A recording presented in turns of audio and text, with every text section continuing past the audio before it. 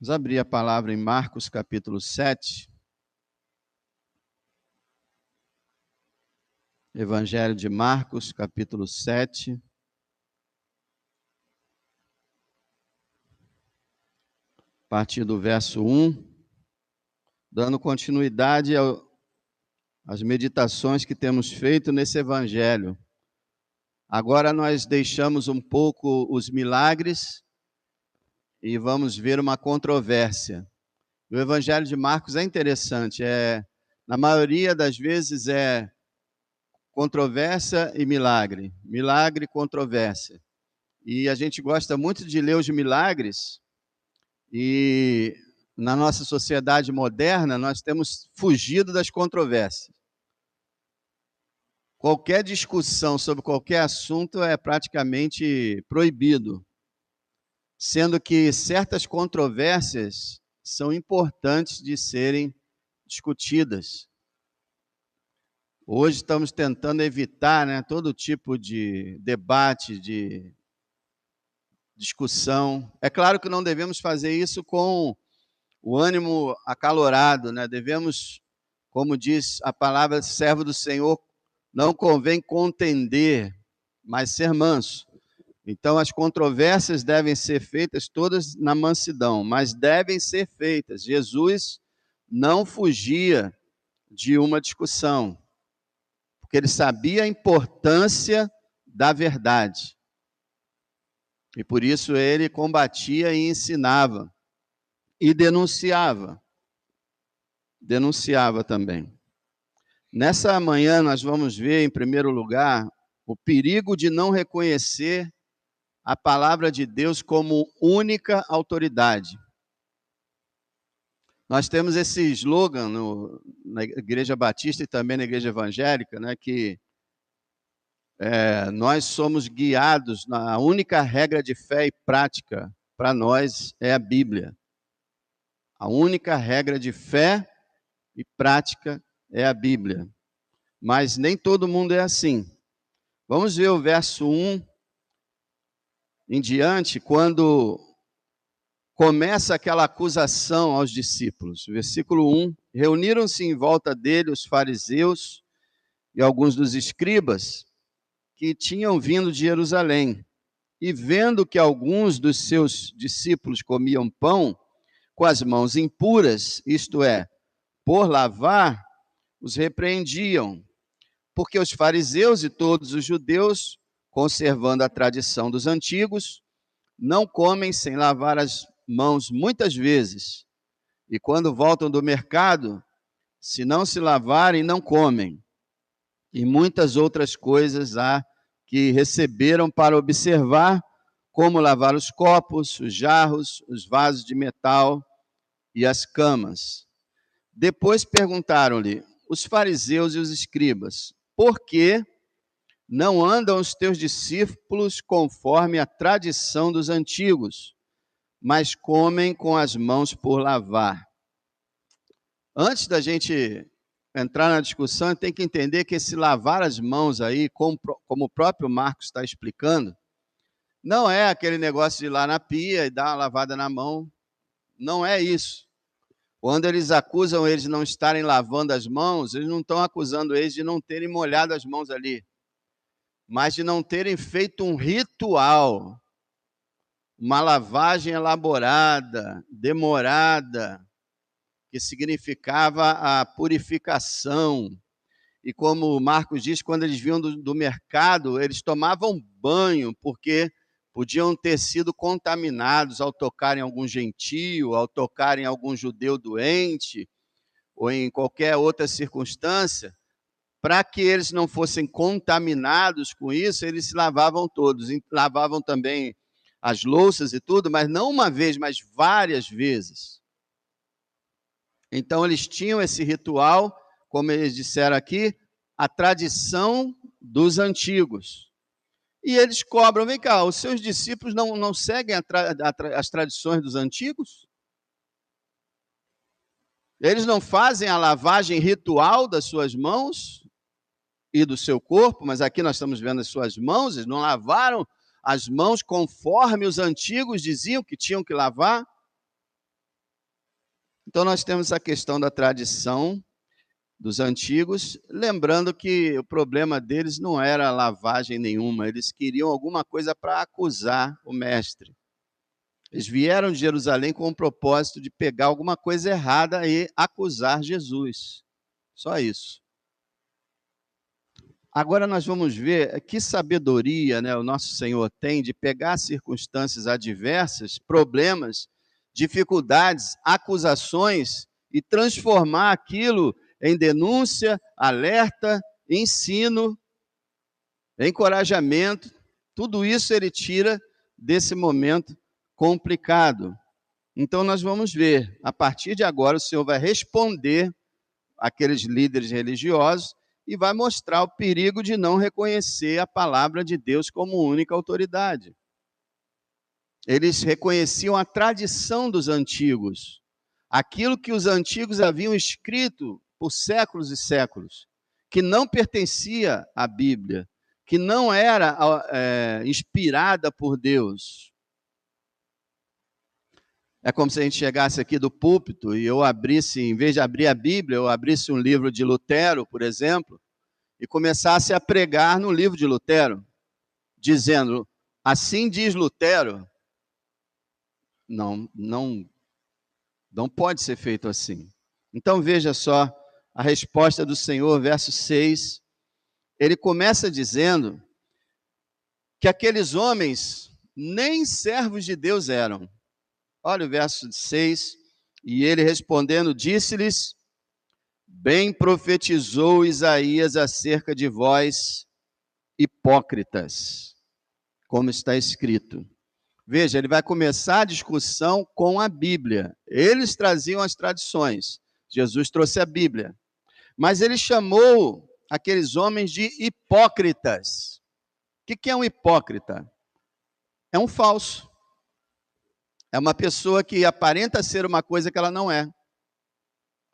É o falso crente. É o falso religioso.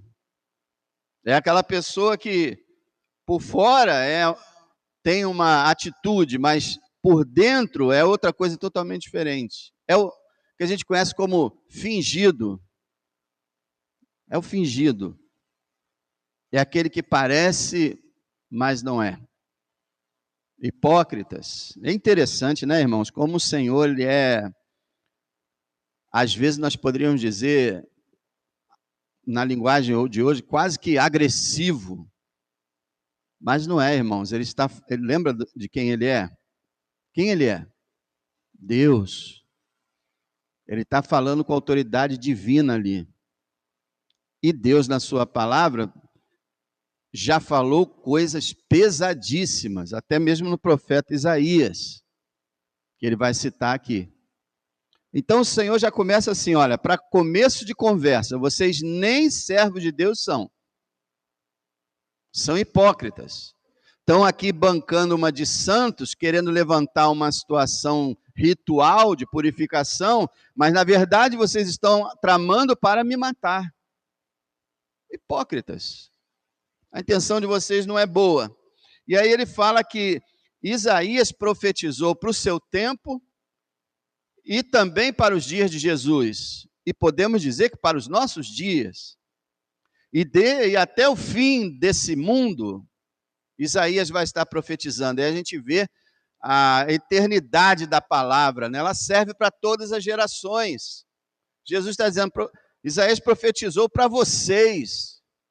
Profetizou também para o tempo dele e para o nosso tempo.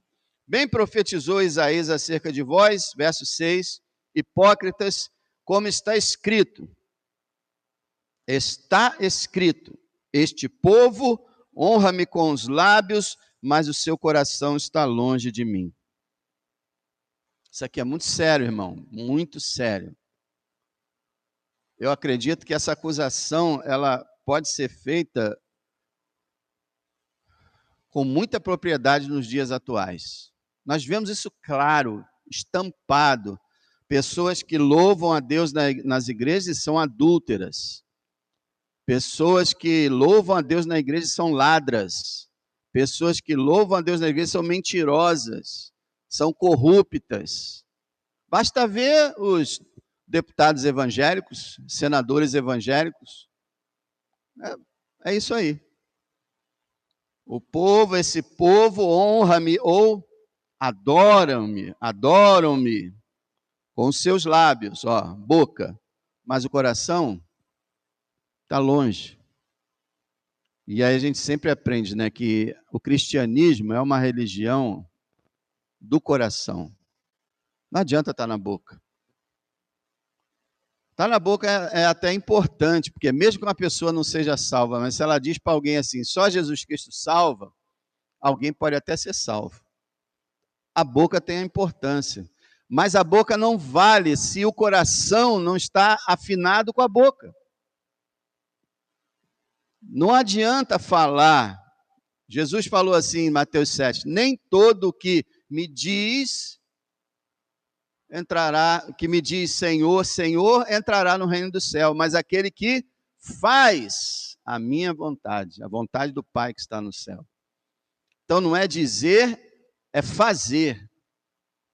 É claro que na fé verdadeira existe esse elemento de dizer, confessar com a boca Jesus como Senhor, mas tem que vir do coração.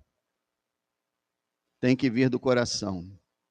Então, aqueles fariseus e escribas, eles honravam e adoravam a Deus, mas o coração estava bem longe. Bem longe. Eles eram maus, perversos, tanto que queriam matar o Messias, o Filho de Deus. Irmãos, a gente deve parar num texto desse e pensar na nossa vida. Pensar na nossa vida. Meu coração é genuíno? Realmente o que eu falo, eu busco? Devemos pensar muito nisso. Meus lábios estão dizendo, mas o meu coração... Quer ver uma coisa? Quando nós cantamos, nós temos esse erro, né? Eu percebo que muita gente não gosta de cantar, ou porque se acha desafinado, não sei, ou porque tem dificuldade, eu não sei qual é. Mas algumas pessoas não cantam, mas outras cantam. Mas será que estão adorando? Não, a boca fala o que está ali na letra, mas o coração está longe. Não é verdade que isso acontece várias vezes na nossa vida, no culto? Como está o nosso coração? Está perto de Deus? No que a gente confessa com a boca, o coração confirma? É a única religião, irmão, que realmente atinge o coração.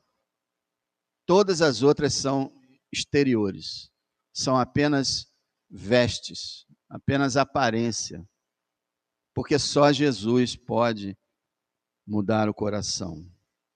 Então, ele continua no verso 7 falando, em vão, porém, me honram. Essa palavra honram aqui, melhor traduzida como adoram. Todas as outras versões em português e inglês está a palavra adoram. Poderia ser honrar também, porque cabe nessa palavra grega a palavra honrar. Só que adorar é melhor. E Mateus está a adorar, Mateus 15, que corresponde a essa passagem. Então ele fala, olha, vocês que estão com o coração longe de Deus e com a boca muito santa, vocês estão me adorando em vão. Sabe o que é em vão, né? Inútil. A adoração inútil. Os profetas falam muito sobre isso. A questão de adorar e viver em pecado ao mesmo tempo. Olha, vocês estão me adorando inutilmente. Como? Verso 7. Ensinando doutrinas que são mandamentos de homens. O Senhor vai continuar sobre esse assunto, é muito importante. Ele aborrece mesmo o ensino humano ser comparado ao ensino divino, ser agregado ao ensino divino, misturado. Ensino de homens não se comparam ao ensino de Deus. Ah, mas não foram os homens que escreveram a Bíblia? Inspirados por Deus. E fora da Bíblia que os homens escrevem, eles são inspirados por Deus? Não. Podem ser de alguma forma influenciados, auxiliados, mas não inspirados, não infalíveis. Os homens são falhos, são pecadores, lhes falta sabedoria, lhes falta aquilo que Deus tem. Então, você não pode trazer ensino de homens para a igreja. Olha o verso 8. Porque deixando o mandamento de Deus, retendes a tradição dos homens. Olha que coisa horrível que ele está falando aqui, gente. As pessoas, rejeitam o mandamento, deixando o mandamento, e retém a tradição dos homens. Segura a tradição dos homens para si e lança fora o mandamento. Irmãos, está acontecendo direto. Não só no catolicismo, no islamismo, que é tudo ensino de homens, mas na igreja evangélica também. Tem muito ensino de homens nas igrejas. Por isso que as igrejas são tão diferentes. As igrejas eram para ser mais parecidas, sabia? Os cultos a Deus eram para ser mais parecidos. Se tivesse só mandamento de Deus, seria mais parecido. Deixando o mandamento de Deus, retém a tradição dos homens. Ele continua, como o lavar dos jarros e dos copos, e fazeis muitas outras coisas semelhantes a estas. Quer dizer, vocês têm muitas tradições. Você lembra do Sermão do Monte, quando Jesus falava assim, ouviste que foi dito, vocês ouviram que foi dito pelos antigos, tudo isso era tradição. O Senhor Jesus não rebateu a lei de Deus, mas as tradições dos religiosos. E ele vai falar isso várias vezes, a questão de invalidar a palavra de Deus. Olha, preste atenção, quando você une palavras de homens à palavra de Deus, você está anulando a palavra de Deus na sua vida. Porque os homens dão interpretações erradas da Bíblia, então a Bíblia perde o valor. Deixa eu te dar um exemplo. Estão falando muito isso. Tem um casamento e o casal não está bem, não está feliz. E aí alguém procura o pastor, procura a igreja, ou procura alguém na rádio para perguntar, devo eu me separar? E a resposta de muitos pastores é, separa. Deus não quer que ninguém seja infeliz. Deus quer que você seja feliz. Portanto, se você não é feliz, vá para outro casamento. Isso é palavra de homem. De homem? Do diabo. Palavra demoníaca que pastores inventaram. Entendeu? É contra isso que o Senhor está combatendo. O catolicismo, por exemplo, por que ele é tão diferente da igreja evangélica? Porque ele agregou à palavra de Deus diversas doutrinas que fizeram a igreja católica simplesmente se transformar em outra coisa, menos a igreja de Cristo. De tanto que pegou magistério, eles falam, magistério do Papa e dos cardeais, tradições da igreja antiga, ensino, coloca ali, pega a palavra de Deus, mistura tudo no liquidificador e você faz uma vitamina venenosa. A função da igreja verdadeira é reter a palavra. Quando Paulo escreve a 1ª e 2ª Timóteo e Tito, ele fala diversas vezes, olha, guarda o bom depósito, retém as palavras, cuidado com a sã doutrina. Não temos que inventar mais nada, irmãos. Temos apenas que comunicar o que foi escrito. Somente isso. Agora, o Senhor vai falar que as pessoas que não priorizam a palavra de Deus, não reconhecem que ela é a única autoridade, elas começam a cometer maldades, distorcendo a palavra, apresentando o seu achismo e começam a fazer maldades. Olha, ele vai dar um exemplo no verso 10. Porque Moisés disse, olha, no verso 9 ele fala de novo, né? Dizei-lhes, bem validais o mandamento de Deus, dizia-lhes, né? Bem validais o mandamento de Deus para guardardes a vossa tradição. Invalidam a palavra de Deus, guardam a tradição. Olha o verso 10. Porque Moisés disse, aqui está a palavra de Deus, honra teu pai e a tua mãe, e quem maldisser o pai ou a mãe deve ser punido com a morte. Essa é a palavra de Deus. Imagina, irmão, imagina você chegar hoje, você se tiver assim um acesso na internet de milhares e milhares de usuários seguindo você, e você botar esse mandamento lá na internet. O filho que amaldiçoar o seu pai deve ser morto. Eles não estão deixando nem mais dar uma chineladinha. Claro, graças a Deus não é necessário mais isso, não estamos na lei, não temos que matar ninguém, mas você vê o quanto Deus se importa com a honra dos pais e o quanto os filhos devem obedecer seus pais. É tão grave que lá no tempo da lei, Deus ordenou a morte. Deus falava assim, vocês tiverem filhos, tiver algum filho, contumaz, quer dizer, aquele camarada teimoso, indisciplinado, e se eles não obedecem vocês de jeito nenhum, se já fizeram tudo e eles não obedecem, leve ele aos magistrados, os juízes. Se ele não obedecer aos juízes, matem ele. Essa é a palavra de Deus. Veja, novamente eu digo, o que está lá na lei de Deus serve para ensino nosso, mas não deve ser mais praticado. Aquilo era no tempo da lei com Israel.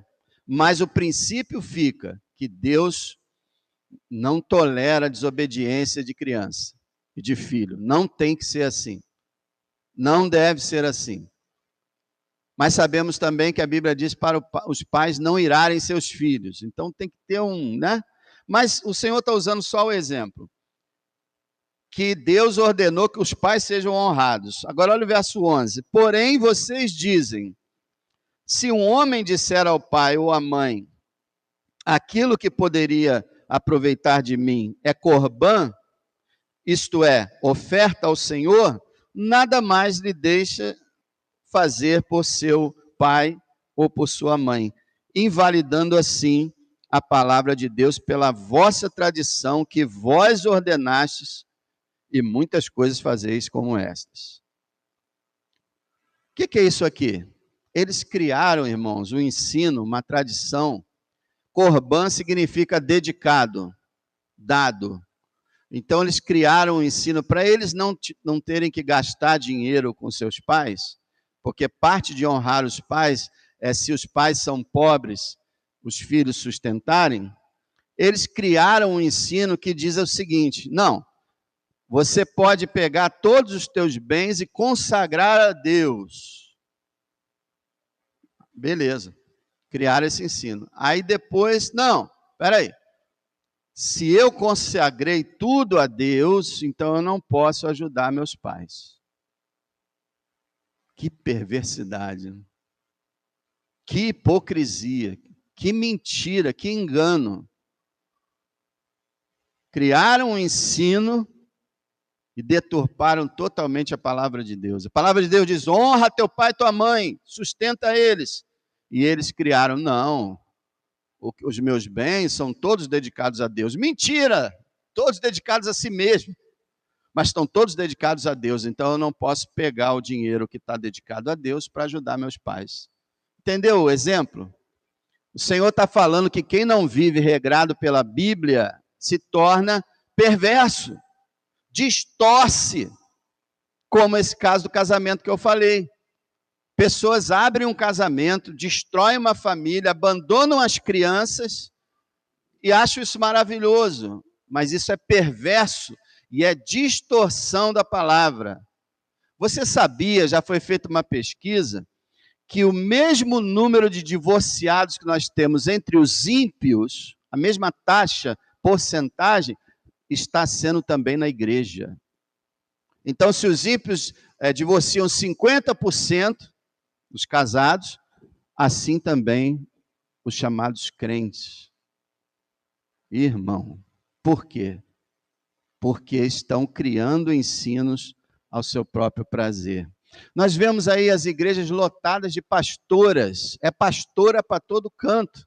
A nossa associação em Guaçuana já está cheia de pastora, mas o que a Bíblia diz? Não permita que a mulher ensine, nem use autoridade sobre o marido. Está em Timóteo, está em Coríntios. Ah, não, Corinto era para aquele tempo. Timóteo está também, e Paulo fala, porque primeiro foi criado Adão e depois Eva. Ele usa um argumento teológico. Mas a igreja não quer nem saber. A igreja quer saber, agora vale, porque em todos os ramos da sociedade, as mulheres pilotando avião, mulheres sendo general, mulheres sendo presidente. Há muito tempo que mulher também é rainha. Aí, quer dizer, elas ocupam toda essa parte, então vamos colocar também na igreja. Só que na igreja tem uma proibição bíblica. Mas aí o que esses homens falam? Mesma coisa desses aqui. Ah, esse mandamento não é para hoje.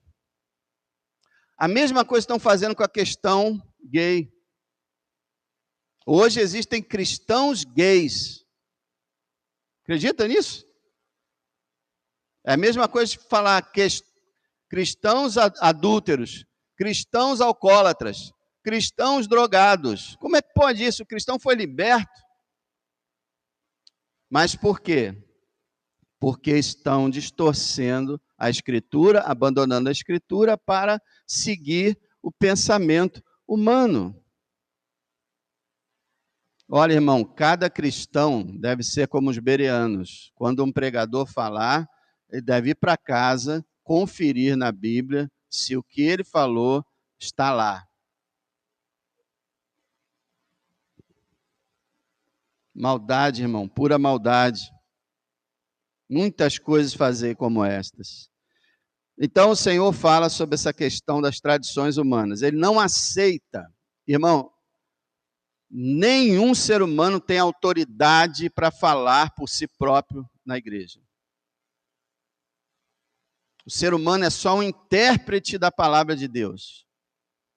Ele não tem autoridade para criar doutrina, para criar costume, para dizer o que tem que fazer, o que não tem que fazer, quando a Bíblia não diz.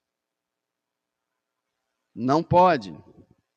É um perigo. Porque no final, o que acontece? Com o passar dos anos e dos séculos, a igreja se perde. E já aconteceu isso várias vezes. Mais de 2000 anos de história, teve séculos que a igreja se perdeu. Aí depois voltou.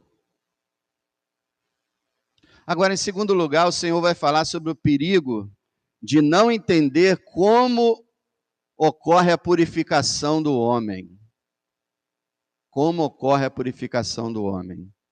Você viu que eles tinham esse costume de lavar tudo, lavar suas vestes, lavar seu corpo quando saía, lavar as mãos e os cotovelos, os braços, quando iam comer alguma coisa, tudo com o pretexto de purificar-se. É verdade que no livro de Levítico, o Senhor usou várias vezes isso. Olha, você não pode tocar, por exemplo, numa mulher menstruada, quando você tocar, você fica impuro. A própria mulher menstruada, no período da menstruação, não pode ir à igreja. E se vocês tiverem relação sexual, alguém tocar ali na situação ali também fica impuro. E várias coisas em Levítico está escrito. Mas qual era a intenção de Deus? Era mostrar a Israel que ele era um povo santo. Não podia comer certos alimentos. Era para mostrar que era um povo santo.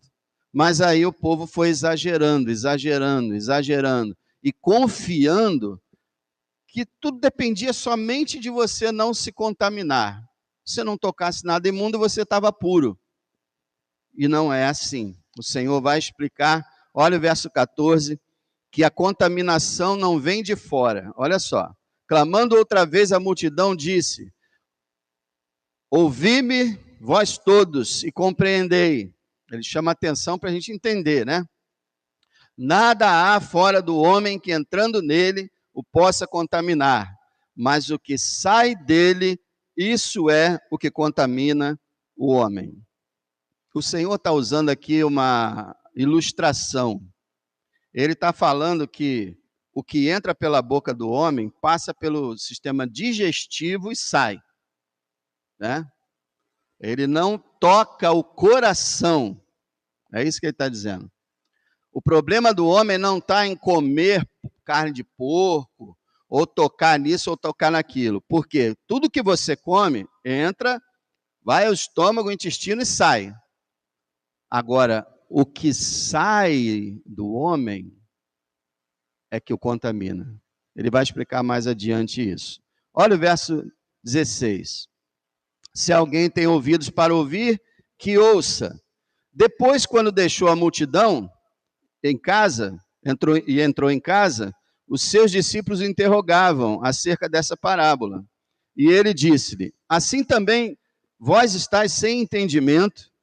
Não compreendeis que tudo o que de fora entra no homem não o pode contaminar, porque não entra no seu coração, mas no ventre, e é lançado fora? E aí ele fala uma frase muito importante: ficando puras todas as comidas. Olha, eu não posso demorar muito aqui, mas a questão de comer carne de porco, por exemplo, muita gente, muito crente, não come. O que a Bíblia ensina?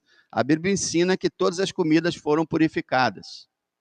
Pedro teve uma visão com um lençol, com vários animais impuros, e o Senhor falou: mata e come. Ele falou: nunca comi nada impuro. E o Senhor falou: não faças impuro ao que eu purifiquei. Então o Senhor purificou os alimentos, terminou com essa questão de não pode comer isso, não pode comer aquilo. O Novo Testamento acabou com isso. Mas o que a Bíblia fala?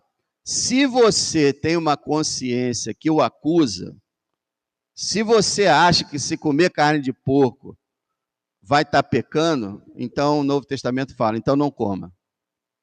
Quem sabe que está liberado, come. Quem acha que não está liberado e que vai se contaminar, então não come. É isso que a Bíblia fala, entendeu? Você pode comer carne de porco, comer bife ao molho pardo, churrasco com aquela carne sangrando, isso aí não existe mais essa proibição. Mas se você considera que não deve comer isso, então Paulo fala, não coma, tá bom? Mas todas as comidas ficaram puras. Verso 20, e dizia: o que sai do homem, isso que contamina o homem. E aí ele vai falar o que está no homem. Qual é a questão do Senhor aqui? É que os religiosos e as pessoas em geral, elas se consideram puras, e o problema são as outras pessoas que contaminam elas. É igual aquela ideia de que o meio é que torna uma pessoa perversa. O serial killer, ele mata 30, 40 pessoas porque quando ele era criança, o pai dele não criou ele legal. Espancou ele, a mãe foi indiferente, pronto, ele é criminoso por causa disso. A pessoa está vivendo num ambiente social perigoso e ruim, por isso que ela se torna assim. Então a ideia das pessoas é, eu sou uma pessoa boa, mas o meu problema são as coisas, as pessoas. É fato de que existe uma influência externa. Bem-aventurado aquele que não anda segundo o conselho dos ímpios. Existe uma influência externa, mas essa influência externa não torna ninguém mal, apenas aumenta o mal da pessoa, porque na verdade o Senhor vai mostrar aqui, todos nós somos maus. Todos nós somos maus. O problema não está fora da gente, está dentro da gente. O problema não é a sua esposa, o seu filho, seu pai, sua mãe, não é o pastor, não são os irmãos, o problema é você, o problema sou eu. É isso que ele vai dizer aqui, olha, meus irmãos, Versículo 21. Porque do interior do coração dos homens saem os maus pensamentos, os adultérios, as prostituições, os homicídios, os furtos, a avareza, as maldades, o engano, a dissolução, a inveja, a blasfêmia, a soberba e a loucura. Todos esses males procedem de dentro e contaminam o homem. Então, o homem é contaminado de si próprio. O homem contamina a si mesmo. Problema de purificação não é não tocar nisso, não tocar naquilo, não olhar isso, não olhar aquilo. A purificação final está em resolver o pecado do seu coração. Você está entendendo o que Jesus está falando? Pare de dar desculpa dos outros. O problema é você. O problema sou eu. Agora, a grande questão é o perigo de não entender como o homem pode purificar-se. Como o homem pode purificar-se? Abra lá em Ezequiel, capítulo 36.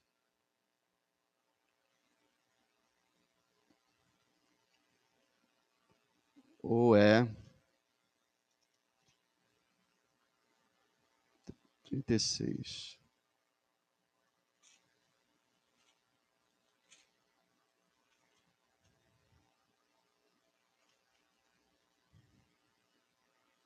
Capítulo 36, verso 25. Deus está falando. Então espalharei água pura sobre vós. Olha a água aqui. Não é interessante? Eles pegavam lá a água deles lá, ficavam lavando as mãos diversas vezes, igual Pilatos lavou suas mãos, né? Lavo minhas mãos. E o Senhor está falando aqui, espalharei água pura. Aqui é simbólico, tá, irmão? Tudo aqui que o Senhor vai falar é um simbolismo que fala de uma realidade. A água aqui é uma água espiritual. Espalharei água pura sobre vós, e ficareis purificados. Olha a purificação aqui. De todas as vossas imundícias, de todos os vossos ídolos, vos purificarei. E vos darei um coração novo, e porei dentro de vós um espírito novo, e tirarei o coração de pedra da vossa carne, e vos darei um coração de carne, e porei dentro de vós o meu espírito, e farei que andeis nos meus estatutos, e guardeis os meus juízos, e os observeis. É assim que um coração é purificado. Quem purifica o coração? Só Deus. Quem é cristão já tem um coração renovado e diariamente pode purificar o seu coração por meio da oração, da palavra, do culto. Mas eu digo assim, quem não é cristão, como pode purificar o coração? Não pode. Só Deus pode. Então nós temos que entender, hoje também, mesmo sendo cristãos, nós precisamos do auxílio de Deus. Jesus está falando, em vez de você ficar preocupado em lavar isso, lavar aquilo, botar essa roupa, botar aquela roupa, não estou falando de roupa indecente aqui, estou falando de espécie de roupas, e em vez de você se preocupar com esses detalhes rituais e que estão lá no Velho Testamento, que já foram cumpridos, em vez de você ficar se preocupando com as outras pessoas, que elas são extremamente pecadoras, olhe para você, reconheça que o seu coração é mau, e busque a ajuda do alto. Se você não é crente, confesse o seu pecado, confesse que o seu coração é duro como uma pedra, que no seu coração há todo tipo de pecado, e vá a Deus e peça a sua misericórdia, e confie em Jesus Cristo. E então Deus vai tirar o teu coração de pedra e colocar um coração de carne. Aqueles que já têm um novo coração também se purificam assim, reconhecendo, eu sou mau, tem muita maldade dentro de mim. Eu preciso de Deus. Só Deus pode mudar a minha vida. Só Deus pode vencer os meus vícios, meus pensamentos, minhas tendências e inclinações. Só Deus pode. O homem é impuro em si próprio. O homem é uma caverna de demônios. Seu coração é corrupto, é mau, é enganoso, é vil. Você não reconhece isso? Quem reconhece isso, demonstra que é um cristão.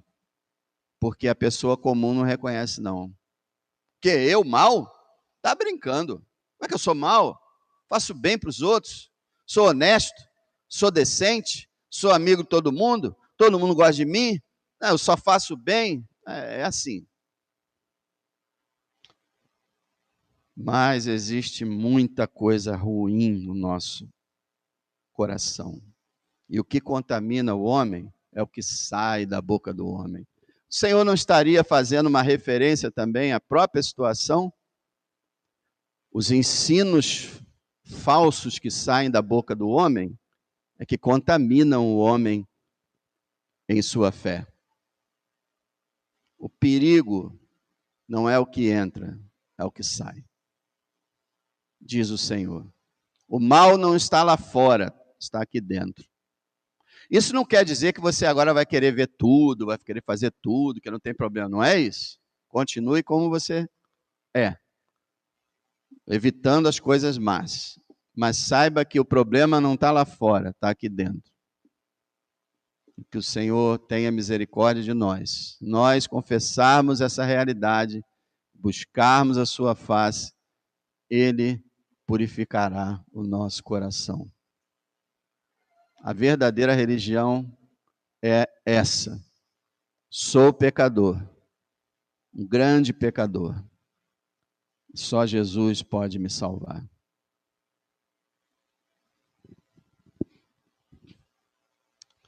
Senhor, abre os nossos olhos para vermos essa realidade. Percebermos o mal que há em nós.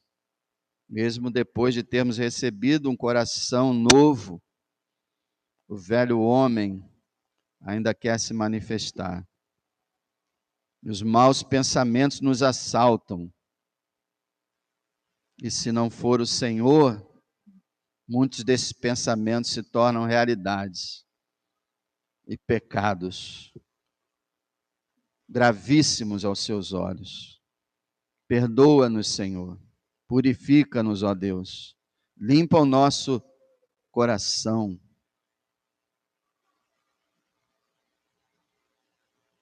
Em nome de Jesus. Muito obrigado, Senhor, pela tua infinita graça, que salvou pecadores vis como nós, pessoas más, egoístas, orgulhosas, imorais.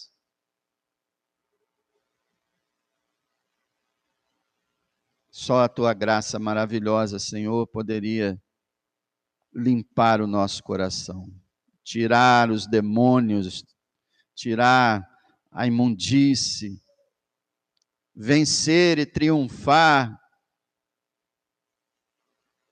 sobre os pecados que nos assaltam. Graças ao Senhor. Pela tua graça, somos mais do que vencedores por aquele que nos amou. Pela tua graça, nenhuma condenação há para os que estão em Cristo Jesus. Pela sua graça, somos justificados pela fé e temos paz com Deus. Pela tua graça, temos purificação pelo sangue de Jesus diariamente. Só a tua graça podia fazer tal coisa. E nós te louvamos. Confessamos a nossa maldade e afirmamos a tua bondade. Tu és Deus maravilhoso. Não permita, Senhor, que o orgulho prevaleça sobre nós. Que nenhum pecado, Senhor, nos domine, mas que o Senhor vá nos libertando a cada dia. E, ó Deus, eu te peço por aqueles que estão cegos, como o Senhor disse nessa passagem, cegos guiando outros cegos. Dá visão a eles, ó Deus, para que eles não vão para o abismo. Plantas que o Pai não plantou serão arrancadas. Ó Senhor, dá mais uma chance para eles. Planta-os, ó Deus, no teu jardim, para que eles glorifiquem o teu nome. Em nome de Cristo. Amém.